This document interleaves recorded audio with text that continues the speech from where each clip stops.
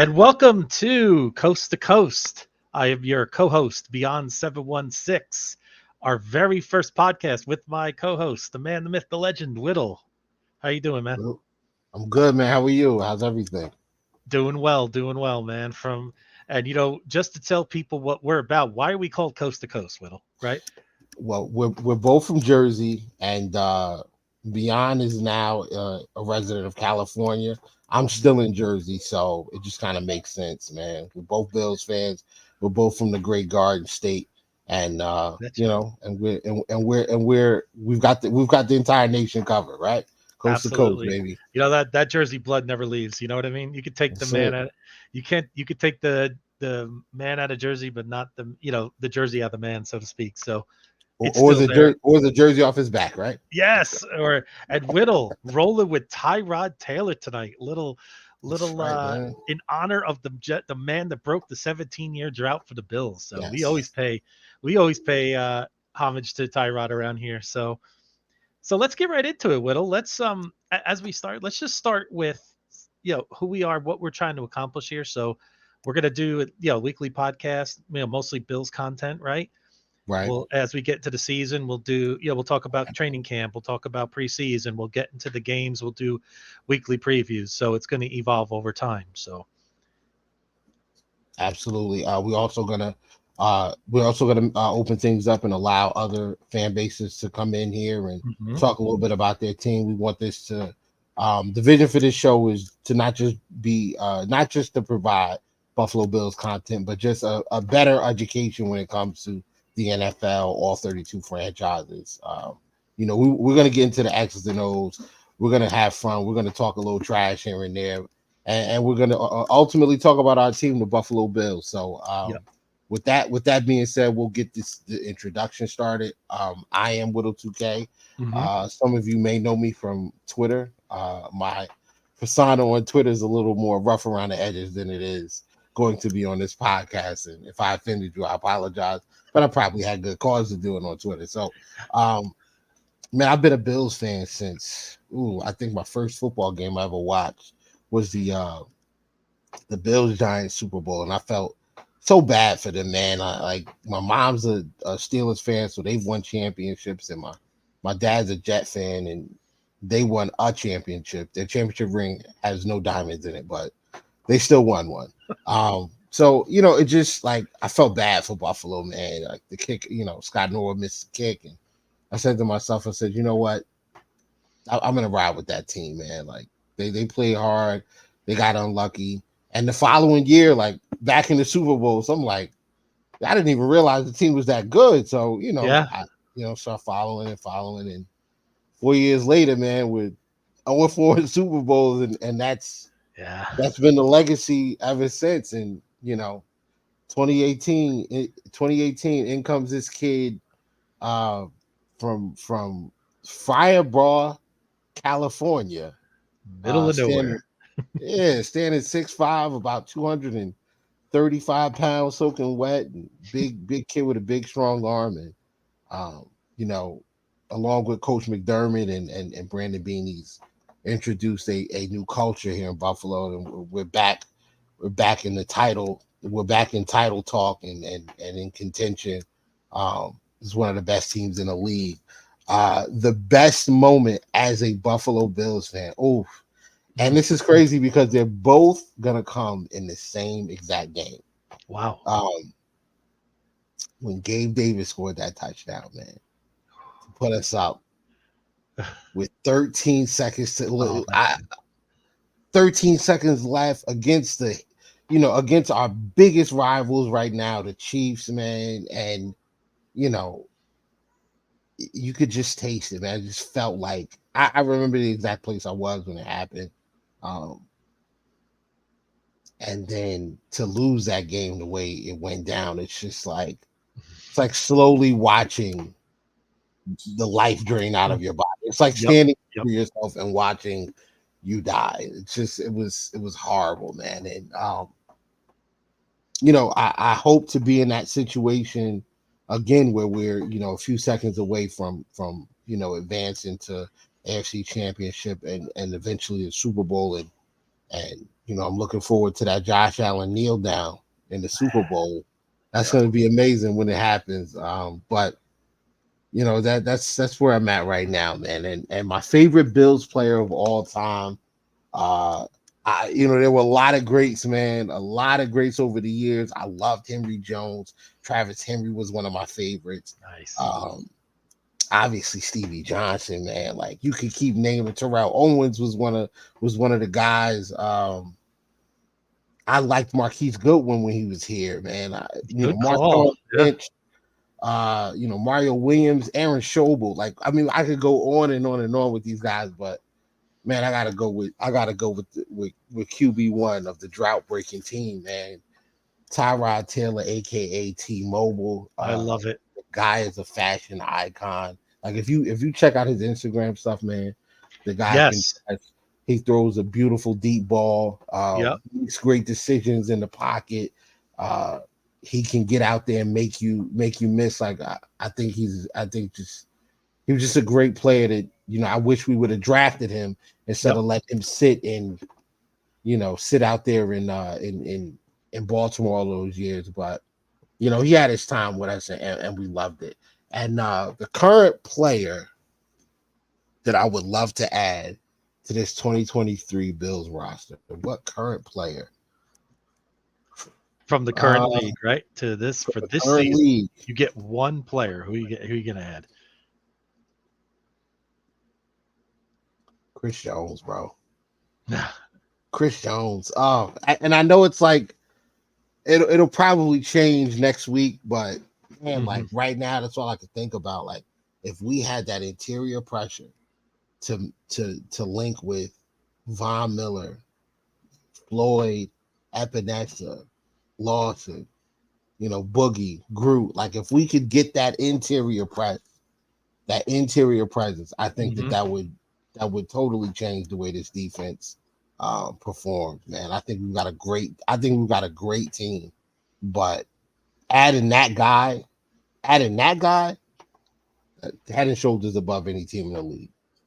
Absolutely. All right, Beyond. Let's hear it, man. Oh, let's hear it. Okay, so you want to do I'll do the rundown. So how long have I been a Bills fan? Well, I'm older than you, so I'm going to show my age here. Getting close to 50. So I started back in 1982 with the Bills. I wasn't a Bills fan to start. I used to be a Cowboys fan. And the reason, but I had a very specific reason. My mom, I'm from South River, New Jersey. I think I've told you this before, small town by East Brunswick. Drew Pearson graduated with my mother, the famous wide receiver from Dallas. So when Drew was on the Cowboys, we all rooted for Dallas, right? And I remember the title game against San Fran, the whole Dwight Clark catch, and even as a kid I was so mad, so angry. I just it's already set me up for what was coming down the line with the Bills, right? So once Drew had a car accident, my dad moved to Buffalo, and I just kind of latched on to the Bills from there. Everybody was a Dallas fan. I just wanted to be different, so he made me a birthday cake with the old Bills helmets on it, and I just took to the Bills from there, man. And that's where it all started. And then it just grew into fandom. Lived through all 4 Super Bowls like you did, very consciously, in my college years, and I just felt it actually makes it. It's going to make it so much more enjoyable if we do win it, Whittle. All the things we've been through, some fan bases don't understand that. They start early and they start winning a lot of games and they get spoiled. Like for us, it's not going to be like that at all. So, and you'll live through the whole drought years and went to a bunch of games up in Buffalo with my dad over the years, snow games, hot games, JP Lossman's debut game, things like that. So we thought we had the answer. We all know how that worked out. So Seth Dick Geron, Mike Mularkey, all Greg Williams, all these coaches that came and come and gone. So I love what you said about Tyrod. The thing about Tyrod I always appreciated was his professionalism, especially remember when they were trying to putting Nathan Peterman. Oh yeah, ridiculous that was disaster. But I always liked the way he handled it with such class. I was always impressed with that because he could easily, just gone to the media and said some things, but he never did. So I respected that about Tyrod. So, And here we are today. We have a great chance this year. I love the fact that people are writing us off a little bit right now. That I'm just I don't even care. I mean, we're going to get into that as we go through through the whole preseason here. But just to kind of pivot, best and worst Bills moments. Oh, that's tough. The best. I still think. Oh no. Oh, we lost him. Damn it. All right, well, I'm gonna wait for Beyond to get here, but we're gonna go into the next segment. Here he is. All right, we lost him for a second, and he's back. That was a party foul. Let's call that the first podcast. Won't happen again. That's cool, mess man. with the mouse and hover over to the actual thing. So this is why we do these dry runs, right? So there you go. Best moment. I still think when we beat the Raiders 51-3 to go the first Super Bowl, I remember, I had a lot of Raider buddies in school. They were just talking so much trash. I'll tell you a funny story. So we got snow the next day, right? Mm-hmm. So we were going to play street hockey down on the tennis courts of my high school, right? Okay. So they had all this snow. So I knew my buddy was coming. So out in the outline of snow, I did 51-3 as he came over the hill. So we got to see the score. He was gosh. So, stuff like that. It was awesome. Like he was so angry, and then he had the audacity to say, well, Bo Jackson would have played, we would have beat you. I'm like, come on. I mean, please. I mean, I love Bo Jackson, but come on. That was he ain't 48. He ain't 48 points worth of Bo Jackson. No, sorry. Definitely not. And the worst moment, I'll tell you, it's a tie. That pit in the stomach you get after a loss? Right. I had it for Norwood, and I had it for 13 seconds. It felt the same way. It was, I remember being at my mom's in Florida. I hit a level for that Gabe Davis touchdown I haven't hit in 26, 27 years. Just, my mom was actually scared. She's like, what is going on? Like, I mean, just the energy coming out, right? Yeah. Because my mom's husband's son, he's from Kansas and he hates the Chiefs. So we're just like, high five, like it's like we won the lottery, right? It was incredible. And living here in California, all I can think about before the kickoff was, how am I going to get a ticket to go to SoFi to see the Bills in the Super Bowl? Yep. Now I probably shouldn't have thought of that. You think like, all right, just wait a minute. You never know. Right. And then like, I couldn't sleep that night. It was 4 or 5 in the morning. I just could not sleep. Just thinking about the plays, thinking about the scenarios. Right. So, I mean, it just kind of shows just how diehard of fans we really are and what this team and fan base means to us, But so I would say that's the same exact feeling that I had. That I think 13 seconds actually was a little bit worse, believe it or not, than wide right. I can't describe it. The expectations last year were higher than I've ever seen, and that includes the Super Bowl years, because in the Super Bowl years the NFC was king. Right, you remember that, right? The Giants, the Redskins, the Cowboys, they were just the Niners. Where this year and last year the AFC is king, so we're feeling like we could be the best team. So, and just to go over favorite Bills player, well, I got one because it's the first jersey I ever bought, and that's Bruce Smith. Bruce Smith will always be my number one, always. I just love the way he played the position. I love defensive guys like that. I mean, and Thurman's a real close second for me. We're really close. And of course, Josh is up there now. And like you mentioned, Stevie Johnson is absolutely one of my favorites. Fred Jackson was always one of my guys. Just there's so many that you could think of, but I would say Bruce Smith sticks out for me. I think he's the greatest player we've ever had to date. I mean, unless Josh Allen, we'll see how he does the next decade. See how he, maybe he takes that mantle from Bruce. But I don't. It's not Kelly. It's Bruce Smith. So, any young fans out there, trust me when I tell you, a lot of newer fans don't realize how great Bruce Smith really was in his prime. He was just he was an animal. And if he played in the 4-3 instead of a 3-4, there's no telling how many sacks he would have had, right, Whittle? So oh yeah, he would have been dominant. He was dominant. He was dominant in 3-4. So absolutely. And just the last part we're going to do, what current player would you add to this Bills roster? I'm going to go with the same position, but I'm going to go with Jeffrey Simmons. I love Jeffrey Simmons. I just the way he plays, I'm so impressed with him every time we play Tennessee. Very much on the same lines you're thinking, just what he could do to the rest of the defense. I mean, we hope that Ed takes the next step, I'm really hopeful that this year it really could bring out the best of some of our linebackers, et cetera. So, and we're going to get to that more as we do a deep dive on the 2023 season. Sounds good. Sounds good. So we're gonna go into last season. You know, we do Okay. have we're on the cusp of a brand new season. Mhm. Training camp has already started. But we do have to talk about last year. Last year was a year that we walked into as the favorites. You know, signing Von Miller in the offseason, you think to yourself, the only thing that we were missing was the pass rush. Like Jerry Hughes was just, he would be in the neighborhood. He just never could seem to get the big sack. And Mhm. you know, signing Von, man, I just knew. I said, all right, that's it. Like we've got everything now. You know, Trey's gonna come back. Trey will be back in 6 weeks, and you know that's it. We're good. And Yep. you know, we got off to a hot start, man. We ran through the first 6 weeks of the season with a 5-1 record, get to the bye, and you know things look the way that they're supposed to look. I didn't like the fact that we lost to the Dolphins, especially the way we lost to the Dolphins, and how much the Dolphin fans had to say after we lost to the Dolphins. But outside of that, I thought that, you know, 5-1, you expect that 5-1. Okay, you're in good shape, and then you know after the bye, this thing just kind of didn't. It just it was just off. Like there was Yeah. something that was Yeah. just off. Mhm.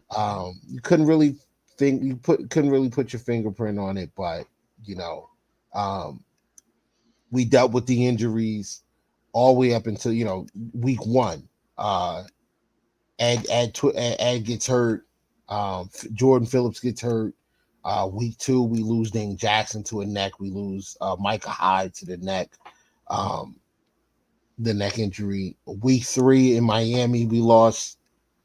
I mean, it seemed like 60 players, man. It was so many people going down left and right. Spencer Brown started the season not healthy. And we just kind of like, that was something that was new for me as, you know, over the last few years, we have been a relatively healthy team. So to see so many guys go down with injuries virtually every week, it was kind of new. It was a new feeling for me. And Mhm.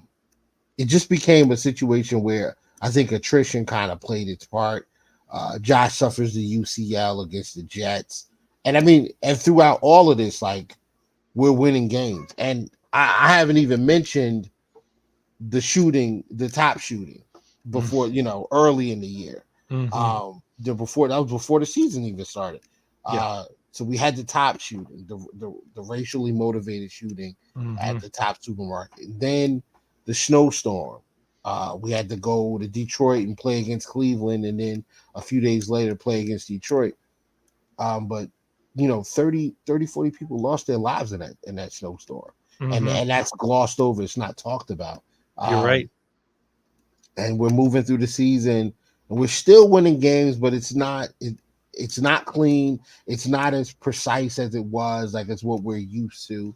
Um, and then you know we go to Cincinnati for Monday night, and DeMar goes to tackle T Higgins, and you know he collapses, and you're thinking like, all right, it's just a concussion, or he got the wind knocked out of him, or whatever. But you quickly realize that it's something more than that. So, Mhm. uh, you know that was really tough. Um, that was really tough to deal with. As a fan, I can only imagine what the players were going through. You know, the mayor Yeah. of Bills Mafia, Lee Sean, was at that game Yep. along with Sarah, um, and you know, I just can't imagine what they were feeling there.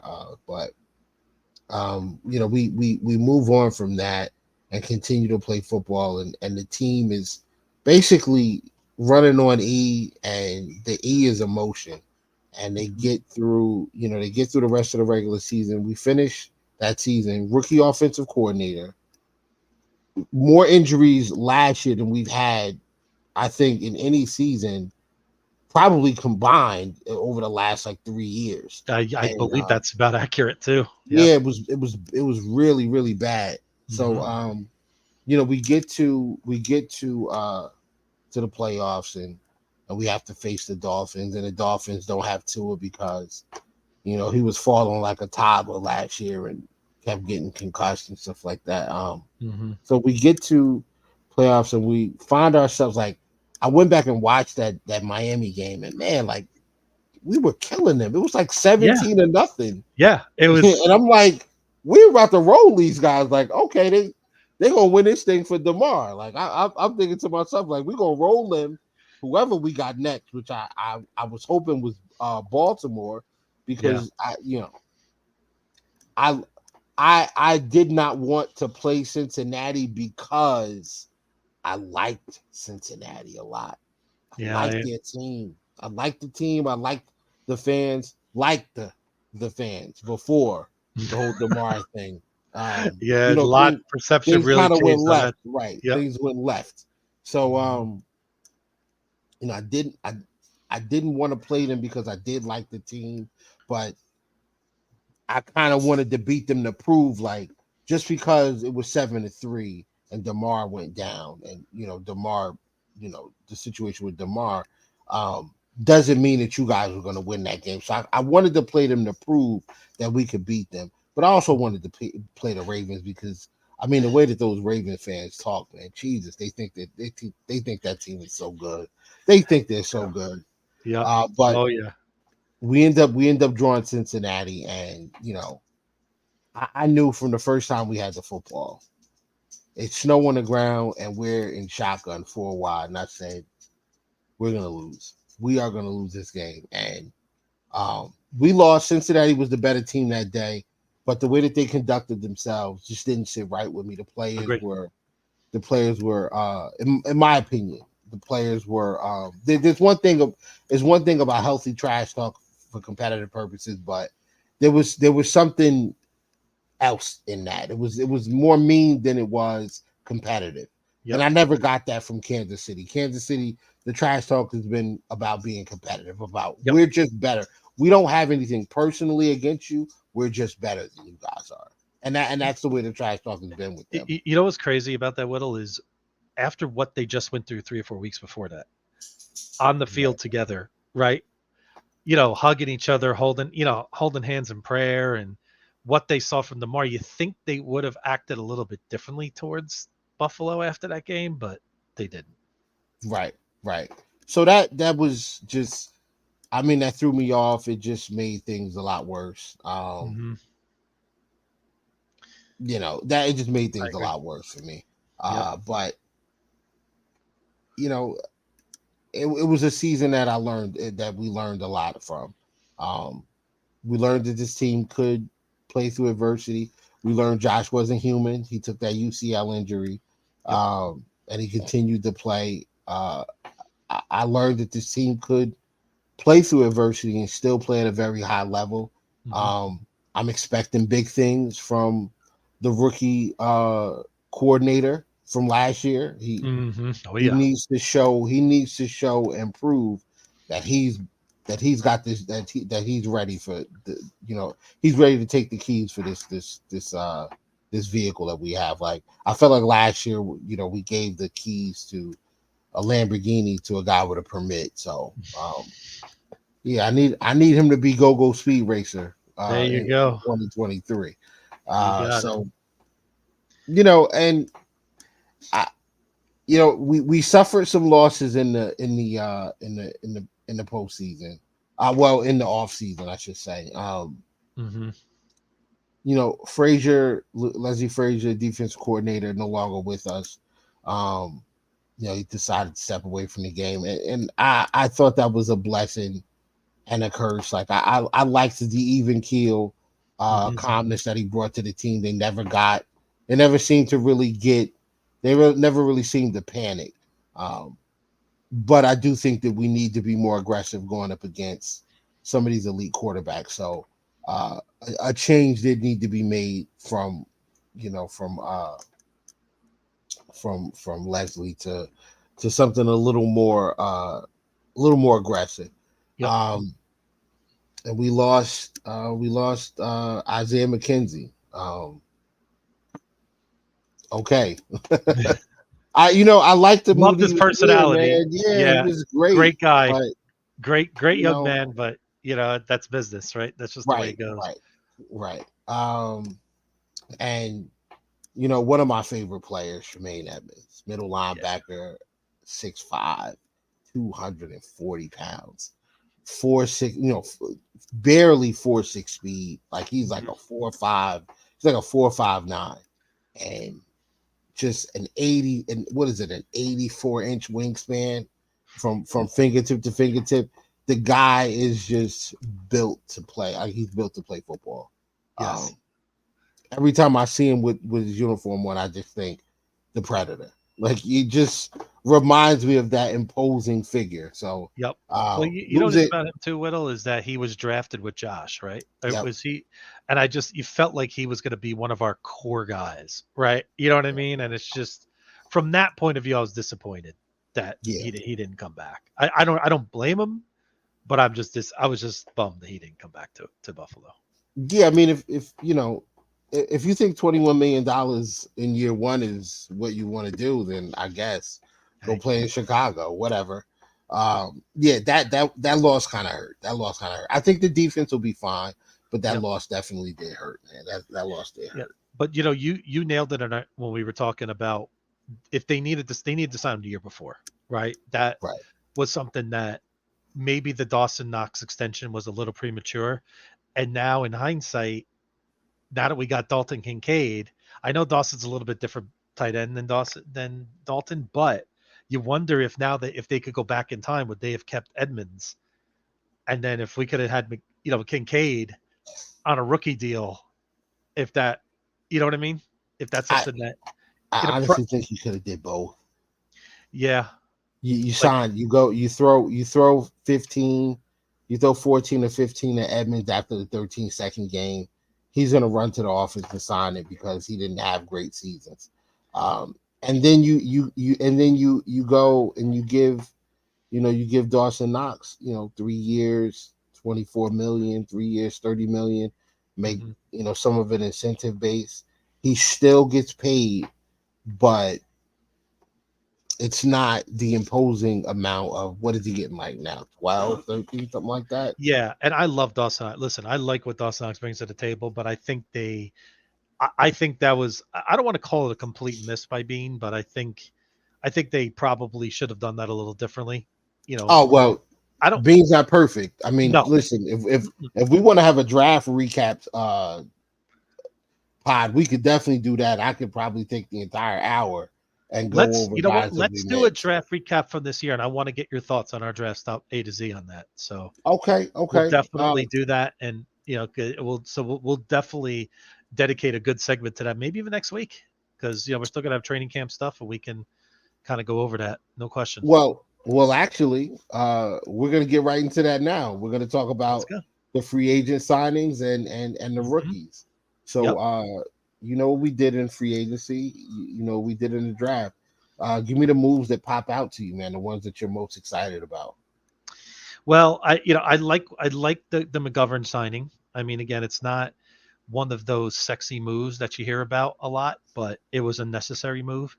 I think that's one of the things that really we found last year exposed a couple things for us. Yeah, our interior, especially on the offensive line, needed to be addressed, and we did that with McGovern. So Connor McGovern will be the left guard. I did like that move from a draft point of view. I love the Cyrus Torrance pick. Oh, Cyrus Torrance. I'm gonna mess it up at least twice, Whittle. So glad this is a dry run. It's cool, man. So, but I'm real excited about what these two could bring to the interior of our line, which was a real problem last year. And also, and another free agent signing.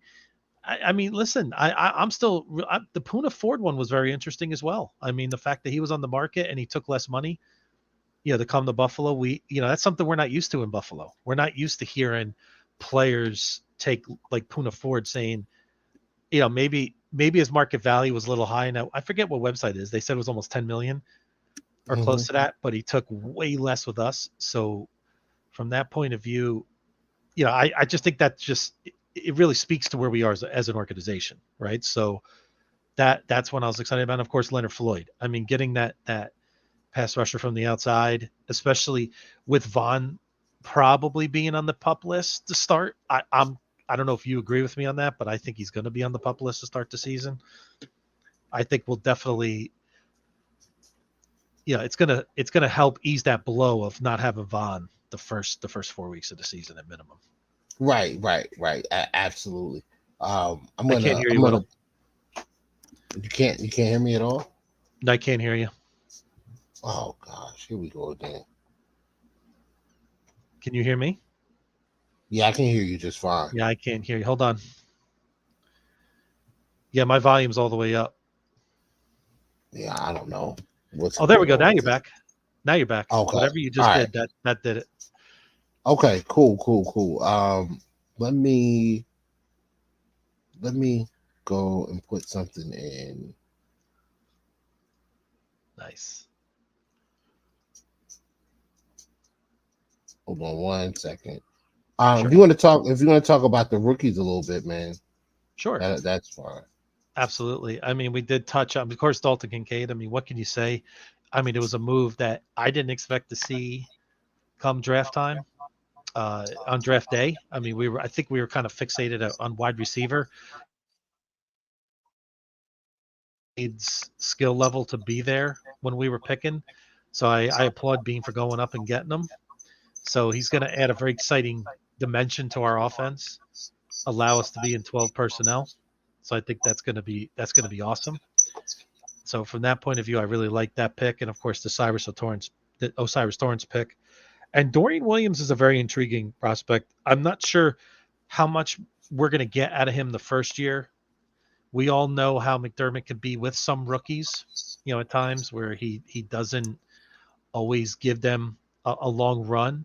So maybe we won't see a ton out of Dorian to start. It just depends on how things go with Tyrell Dotson and Terrell Bernard there, but we'll see how that shakes out. But I think just those first three picks, I'm gonna divert. I'm gonna look to you for the later picks. I feel like your knowledge of those later picks is better than me. So I think, but I just look at those three picks. I feel like going into the draft, we needed to really address linebacker. We needed another weapon on offense, and we needed someone in the interior of the line. And I think we did all three. So I was pretty excited. Like if you just tell me that's all we're going to get out of this draft, I would be pretty happy with that. If they all become significant contributors to this team over the next at least 5 to 7 years. You still got me? Yep. Okay, good. I trying to add something to the Sure. to the pod. I wanted to focus on Poona Ford a little bit, and Nice. see number 10 there, Oh yeah, highest pass win rate as D tackle. and you see number 7. Mm-hmm. Those guys are going to be playing the same defensive line now. That's from 2021. So Mm-hmm. that was when Poona Ford was still in Seattle, and Seattle ran an even front for 4 down linemen. We're bringing that back. He's going back to that this year. Last year they ran a odd front. Mm-hmm. The 3-4. So having him come back to a 4-3, I think, and the talent that's around him now. Yep. I think Yep. this guy's. I think that's going to be excellent. Could Excellent. will Puna and Ed be on the field at the same time, or are they I similar think to? so. I think so. I think that with Phillips is always hurt. So if Jordan Sadly. Phillips is out, Mm-hmm. I think Poona Ford becomes the one tack on. He becomes the nose tackle essentially on obvious passing downs and when we're expecting to pass. And I like that. I mean, I like the possibility of Rousseau and Floyd and Oliver and Poona Ford, or Vaughn and Oliver and Poona Ford and Floyd, or Rousseau or Epinesa, or I mean, we've got a ton of guys that can get to the quarterback this year. So I just think that we got it. I think that's a really, really, really, really good opportunity to play around, to mess around with. So I like getting Puna because Settle seems to get hurt, and so does. I'm drawing a blank here. Sorry, not Daquan Jones. no. With Daquan Jones, we lost. We saw how. I mean, I remember. I'll never forget. Right before the Cincinnati game, when they said Daquan Jones was out, I just dropped my head, Right. and I was in Vegas, and the guy sitting next to me said, "What happened?" I said, "I just think the guy we're missing right now it's going to be a major loss." So, and it showed. So now I think we got better depth there, and don't sleep on Jonathan Kingsley. We'll see what he could bring to the table. Is he a D You tackle or is he a always D? mess that up, man. No, he's a defensive end. Oh, he's a Kingsley defensive end. Jonathan. Okay, Yes, and his first name is gotcha. Kingsley. Oh, Kingsley. I'll get there. Yeah, You're gonna the find first some name is humor if I mess up Kingsley. some of the Yeah, names. So it's cool. Nah, no problem, man. No oh yeah, problem. Kingsley I'm Jonathan. trying to I find the always just snipping tool it just here. sounds like it's his first name should be Jonathan, right? He's one of those names that just you know what I mean?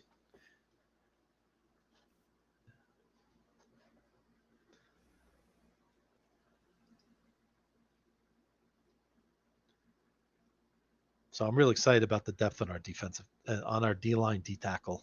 I think it's the best it's been maybe ever, especially under Bean. Years, absolutely. Mm-hmm. Yeah, I mean, you'd have to go back to Kyle Williams and Marshall Darius to to Yeah, get to this level. I think. Um, absolutely. I Or even wanted to read I'll go off further some back. statistics Oh, real quick. go for it. Last year, okay, so last year, the player that I'm highlighting had 81 solo tackles, 51 assisted tackles, for a total of 132 tackles, 8.5 tackles for a loss, 5 sacks, 2 interceptions, and 7 pass deflections and 2 forced fumbles. Wow. You know who that player is? Is that Matt Milano? That is Dorian Williams. That is Dorian Williams from Wow. his senior Okay. year at Tulane. Uh, that is Wow. the level of player that we're getting. He reminds like if Milano and Edmonds were put into a lab and merged, you get Dorian Interesting. Williams. That's Yeah. what like he just seems like a perfect blend. He's got the pass coverage. I think he's going to be better at pass coverage than Matt Milano. But man, he's like a little missile, man. I mean, the guy's got an 80. He's got an 80.5 inch wingspan. He does not miss tackles. He's going to be That's good. I something don't we know really how needed. soon he'll. Yeah. Right. I don't know We how really soon need that we. in I defense. don't know how soon we see him. I don't know how soon we see him, but that kid, excellent kid, excellent. Yeah. And the later round guys, let's see, we got Justin Shorter. I'm just gonna be honest with you, man. You know who I wanted there. I wanted Bryce Ford Wheaton there. You sold We me on took him. Yep. man, we took Justin Shorter, and the reports that I'm hearing from camp from day one is that he didn't play well. So just kind of confirms what I thought originally anyway. I Mm-hmm. will be tapping in with the Giants training camp to find out how my guy Bryce Ford Wheaton is doing, and Oh, it's gonna burn me up, man, if that guy turns out to be a player. Um, you know why? Because that'll be two receivers now the Giants would have that we should have on our roster. yep, And we know yep. who the first one was. Oh, Isaiah Hodgins, man, yes Yep. sir, yes sir. Mm-hmm. Um, the other pickup that we got was a kid. The other pickup that we got that stands out to me was the kid Nick Broker. Mm-hmm. I think he went to I want to say Ole Miss. I might be wrong, I think he did. but Mm-hmm. I think he went to Ole Miss. He's a jack of all trades, man. The kid can play everywhere on the line. He's played some tackle. He's played some guard. I believe that they worked him out at center as well. So he's one of those guys that you want to have on your bench that can play everywhere. He's got the demeanor. He's a big nasty. Um, he's got enough athleticism, enough size, enough strength to be a serviceable player. Um, I kind of wanted them to take a shot at Andrew Voorhees, kid out of USC that tore his Oh yeah. ACL during the combine. Hmm. Kid went out there and put up, unofficially it was 43 reps on the bench at Wow. 225 with his leg elevated. Yeah, that's That's strong. that's That yes. is strong. Oh yeah. But officially it ended up being, I think, 38. But Hmm. yeah, that kid, man. The Ravens picked him up. I think he's gonna be a starting level guard for them next year. I think he'll plug right in. Um, and I mean, outside of that, I mean, we got Alex Austin. I'm not expecting much. I mean, he's a defensive back. Um, you know, I mean, the only spot he could go for is Dane Jackson spot, and I know they love Dane. They love their pit. They love their pit defensive back. So Hmm. I just don't see it. I just don't see an avenue for him to make the team. But the free agency signing that I want to point out that really caught my attention was Damian Harris, man. Hmm. Uh, every Bills fan should know exactly who Damian Harris is because he single-handedly beat us in the win game. Um, Hmm. the guy is a load. He's got, he runs for power. He's got good vision between the tackles. He's a true one cut back, and he has that. If you miss the first tackle, I'm probably gonna score type speed. So we haven't had that on this team since like Percy Harvin, man. Yeah. So Yeah. a guy like that is somebody that makes his offense better as soon as he touches the ground. Like when he Mhm. signed, I was so happy. I was all in on him signing the contract, everything. I was elated, bro. I'm sorry, I was elated. Me too. I But agree. Yeah, a buddy of mine is a diehard New England fan. He texted me. I said, "What do you think of?" So I asked him, "So what do you think of Damian Harris?" He goes, "If healthy, he's exactly what you guys need in that running back room. Like that's yeah, what you've been missing." Like he was not happy that New England let him go. So it's just about health, really. Just like the theme of last year carrying into this year. So I mean, I don't anticipate Damian Harris is going to have injury issues per se. It doesn't sound like he's had that problem his whole career. So and look, yeah, 1 year deal. I mean, how could you beat for what they signed him for? I mean, what a great value move that was for the Bills. 100%, man. Bean did a great job this offseason. He got a bunch of quality free agents for pennies on the dollar, and he protected the comp pick for next year. So we're going into next year with 10 draft picks. I'm sure that there'll be more moves made. I expect us to have anywhere from 12. I expect us to have anywhere from 10 to 14 draft picks next season. Agree. That I, probably I was my favorite moment of day three last year is when he kept trading down to yeah, get picks in yeah. 2024, which we know you and I have talked about a lot. Listen, let's be honest, our cap situation is going to be pretty tight next year. We thought it was bad this year. Wait till next year, right? We So gotta we're going get to we need gotta get those. younger. We gotta get younger. We gotta Yeah. get cheaper. And the way you do that is through the draft. Hmm. Um, I trust that Sean McDermott will go. Trust that Sean McDermott and Brandon Bean will go out and get some safety help, Yep. and potentially a Gabe Davis replacement if he's not re-signed. We have one defensive tackle signed into next season, so we got a lot of roster spots that need to be filled, and they got to be filled quick. So Yep. Well, that's where speaking of we're at. safety, do you think that we may have found the diamond in the rough in terms of free agency in Taylor Rapp? Could he be a guy that maybe after Porter and Hyde move on could be a potential starter down the line, or do you think he's just more of a plug-in guy now for a year, see what happens? I know they like him. I know they like him a lot.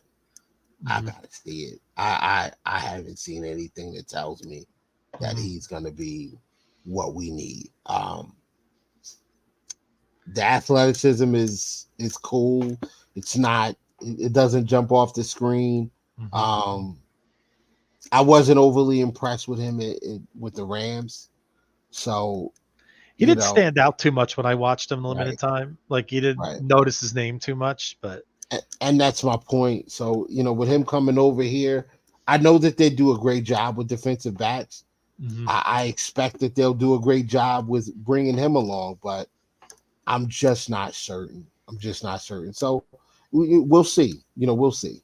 Um, I like DeMar Hamlin, but I think because of the athleticism, DeMar and Taylor Rapp are kind of playing the same area. They're both guys that need to be closer to the line of scrimmage, and they to me they both seem like uh, replacements for Jordan Poyer.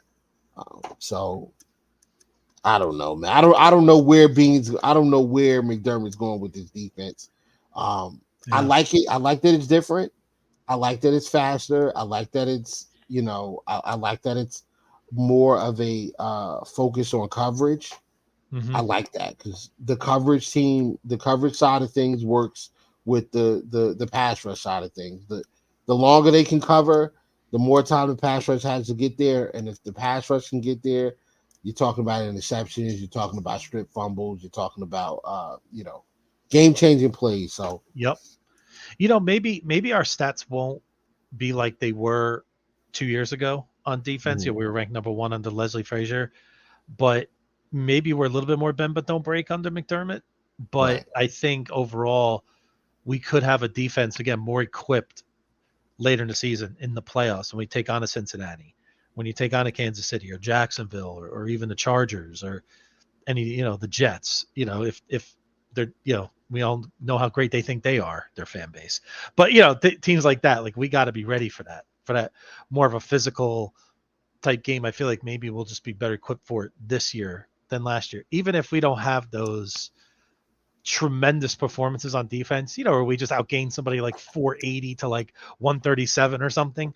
But Mhm. I think overall we could be a more efficient defense, a little more, like I said, more attacking, maybe create some turnovers, a little bit more with the pass rush. So that's what I'm looking forward to see what we do under McDermott. I'm with you there, man. I'm You think with you it's going there. to be a big adjustment curve for this defense, or do you think pretty much since McDermott, even though it was Leslie Frazier's defense, I got to think there's familiarity for the Yeah, players with McDermott. I don't think it's going to be a big adjustment. Do you? no, I think we'll see similar concept. I think we'll see a lot of the formations and schemes that we saw um under Frazier. I just think that they're going to be more aggressive. I think we'll blitz more. I think we'll I'm hoping that we add in these stunts on the defensive line. We've got the athletic guys to do it. And I think that we got guys that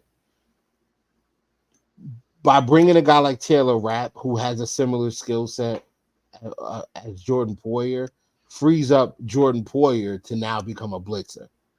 And, Mm, you know, grabbing a guy like Dorian Williams or Terrell Bernard, and, both of those guys, I think Dorian Williams was like a wide receiver at some point in his career. wow.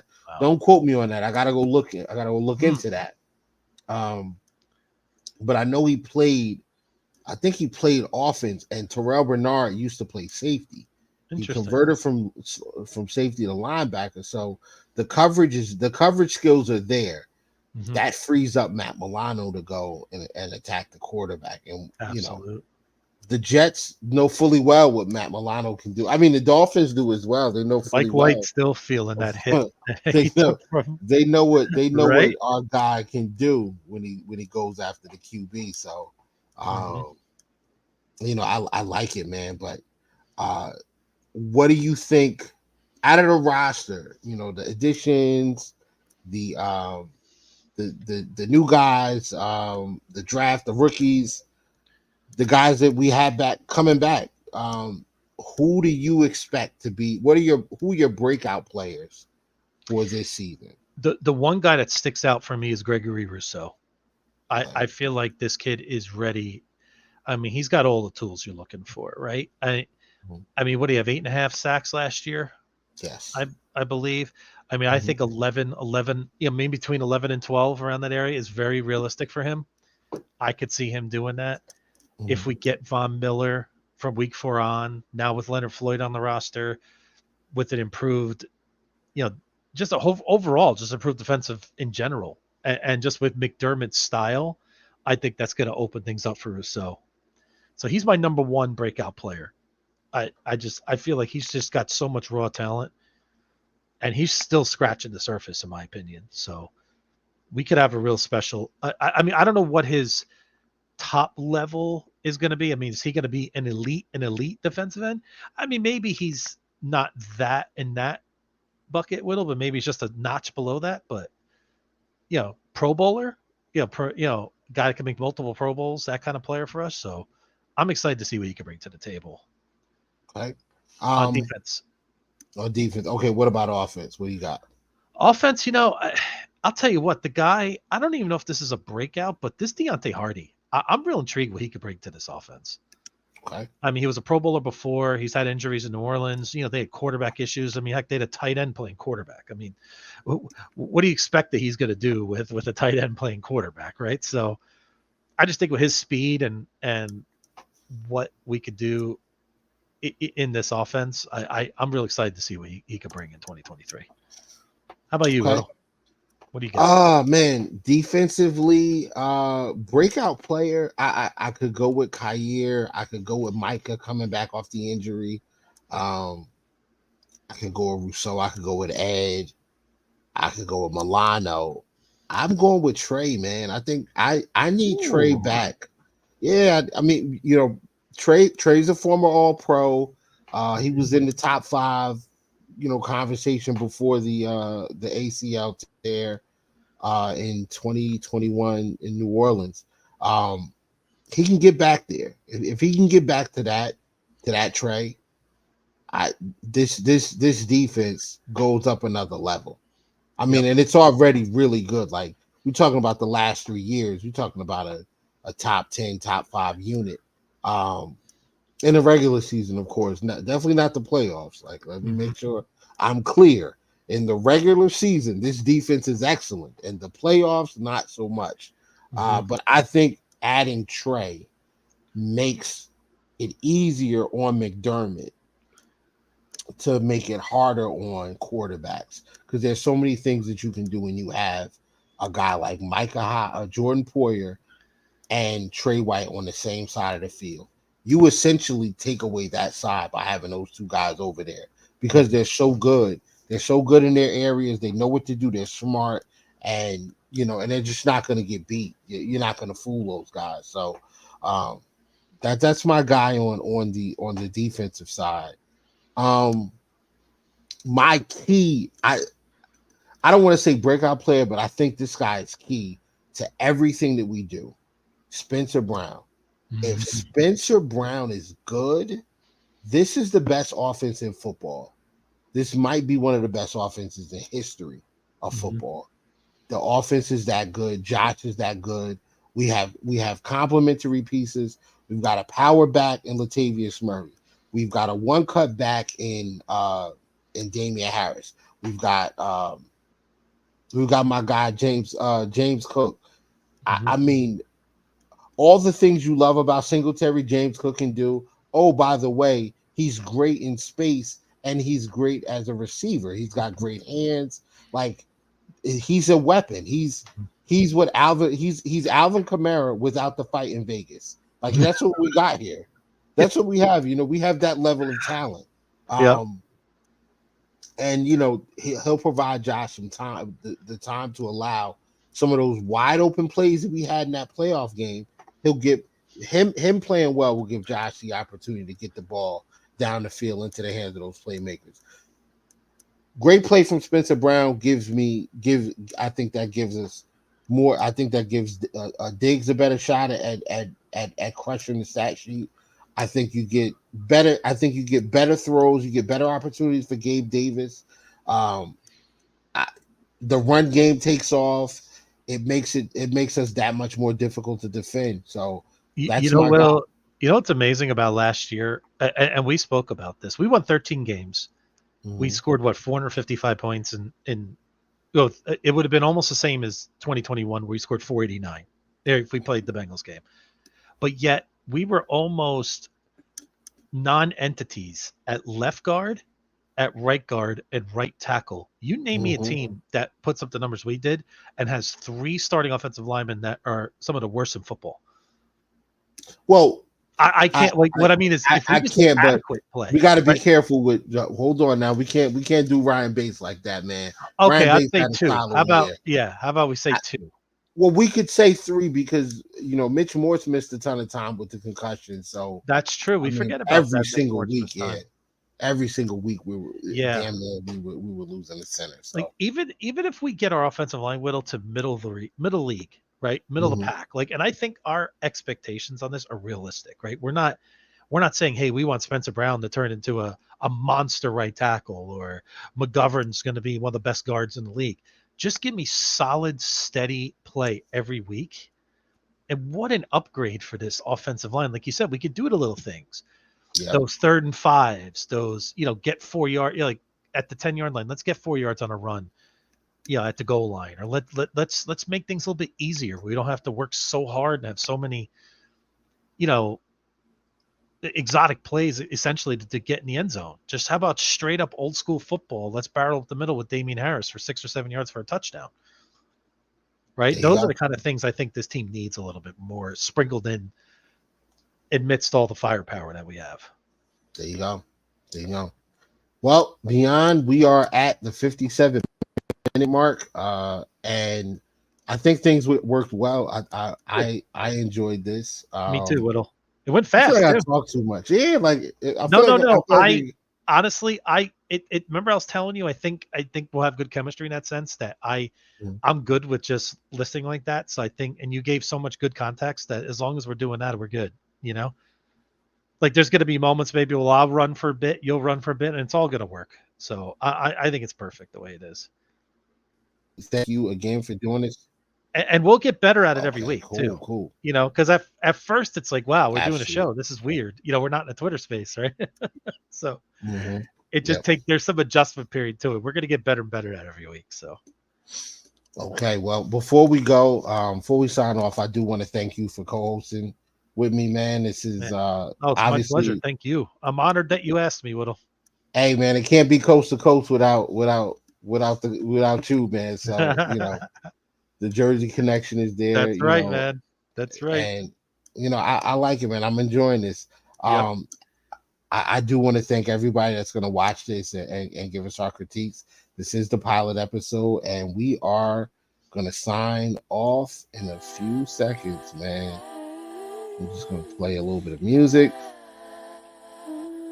It's supposed to be coming on any second now. There we go. There we go. That does not sound good. One of my favorite artists. She's from the left coast. This is her. She's from the Bay, man. So hers from the Bay. Okay. All right. Yeah, she's from the Bay, man. So we'll let it go. It's California. Once again, it's not man, South, but it's absolutely. Hey, man, I had to get some Cali in there. Maybe we'll do some Jersey. We will. Jersey next week or something. Yeah, man. You and I are almost the same age, so we grew up with similar music. So I'm pretty sure we could. As I said, like I told we'll get some local talent, some playtime as well. Oh, absolutely. But once again, man, Whittle 2K. I'm with Beyond 716, man. Thank you guys for tuning in through Coast to Coast, the pilot episode. Drop your feedback, be honest, and we'll strive to get better and continue to bring great content on our Buffalo Bills. Peace. Thanks, Whittle. Later, man. Talk to you. Be good.